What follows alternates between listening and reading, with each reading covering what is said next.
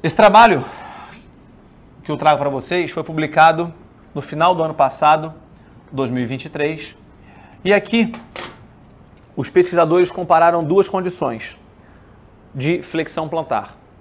Uma flexão plantar com o joelho estendido, então o voluntário desse estudo fazia uma flexão plantar com o joelho estendido, com uma perna, e com a outra perna ele fazia o banco sóleo, né? Qual que é o propósito de se fazer um banco sóleo? Na grande maioria das vezes eu pergunto para vocês, por que a gente faz um banco sóleo? Tá. Quando eu vou para um banco sóleo, eu estou com o joelho flexionado. Sabendo que os meus gastrocnêmios são biarticulares, ou seja, eles têm sua origem lá no fêmur e eles são flexores de joelho, além de fazerem a flexão plantar, quando eu me posiciono com o joelho flexionado, esses músculos gastrocnêmios já vão ficar em comprimento reduzido. Se eles vão ficar em comprimento reduzido e eles são biarticulares, eles estarão então numa condição que nós citamos anteriormente, que é de insuficiência ativa. Estarão menos capazes de produzir força e também apresentariam menor resposta hipertrófica. Então isso que é o propósito de ir para o banco sóleo. Isso é uma hipótese.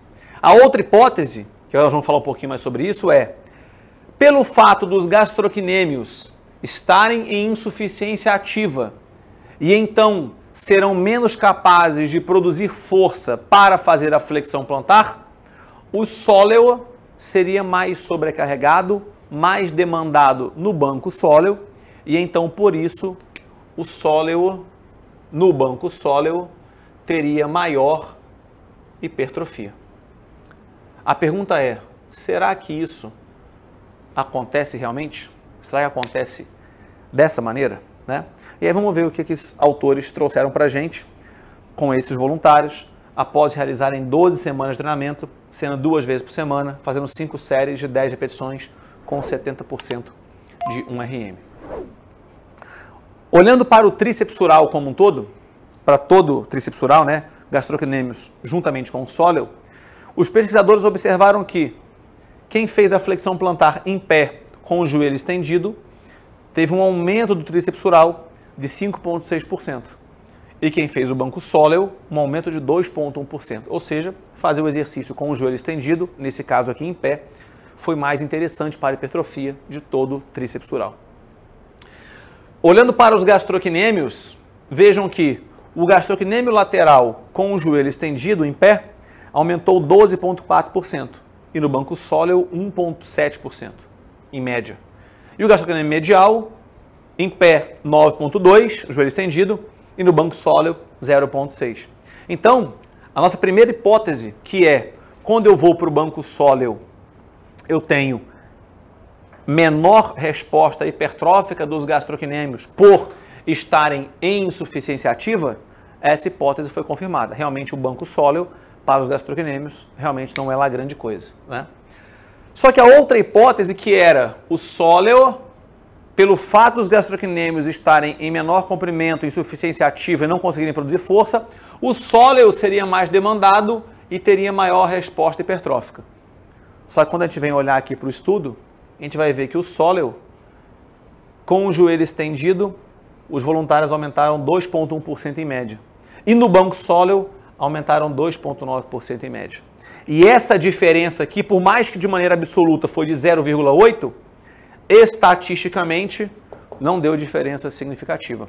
Então, como estamos falando de uma pesquisa, de uma amostra biológica, a análise estatística é determinante para falar se teve diferença ou não, e nesse caso não teve diferença. E isso, pessoal, é um fato que era bem esperado, na verdade. Por quê? O fato dos gastrocnêmios não serem capazes de produzir força estando no banco sóleo, isso não significa que o sóleo vai ficar mais forte de uma hora para outra para cumprir a tarefa, né? Então, quer dizer, o banco sóleo não foi capaz de gerar essa maior hipertrofia de sóleo como algumas pessoas esperavam, tá?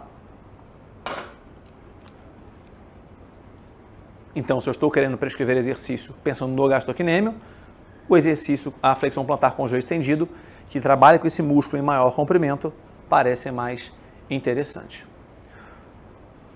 Falando de estudos acerca de comprimento muscular, esse estudo ele foi talvez um dos primeiros e bem interessantes, comparando o comprimento muscular dos isquiosurais, dos posteriores de coxa, do grácil e do sartório, em 2 exercícios, cadeira flexora e mesa flexora.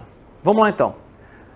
Os isquiosurais, semimembranoso, semitendinoso e bíceps porção longa são músculos que têm sua origem no isquio e vão se inserir na perna, ou na fíbula, ou na tíbia. Esses músculos, então, fazem extensão de quadril e flexão de joelho. Se eu estou numa mesa flexora, eu vou partir dessa posição, mais ou menos, quase uma posição neutra de quadril aqui, joelho estendido, e vou flexionar o meu joelho. Se eu estou numa cadeira flexora, eu vou partir agora de uma posição de quadril flexionado. Então, os meus isquiosurais agora no quadril já estão em maior comprimento e eu vou estender meu joelho. Então, vejam, os mesmos músculos, os isquiosurais, na cadeira extensora, eles trabalham num intervalo de comprimento com uma excursão muscular numa condição mais alongada quando comparado à mesa flexora. Tá? Qual que é a resposta hipertrófica proveniente disso, então? Se olharmos para todos os posteriores de coxa analisados juntamente, são eles bíceps femoral porção longa, semitendinoso e semimembranoso, que são os 3 isquiosurais, juntamente com o bíceps femoral porção curta. Vamos ver que o grupo que fez a cadeira flexora teve uma hipertrofia de 14% e o grupo que fez a mesa flexora, 9%. Tá? Se olharmos para cada isquiosural, bíceps porção longa, semitendinoso e semimembranoso, vamos ver que a resposta foi também nesse sentido. Favorável à cadeira, muito maior hipertrofia do que a mesa. Para o semitendinoso também foi maior e para o semimembranoso também foi maior.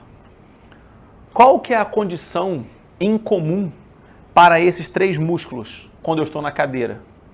Se eles são isquiosurais, ao estar com o quadril flexionado e joelho estendido, esses músculos estão trabalhando em comprimento aumentado.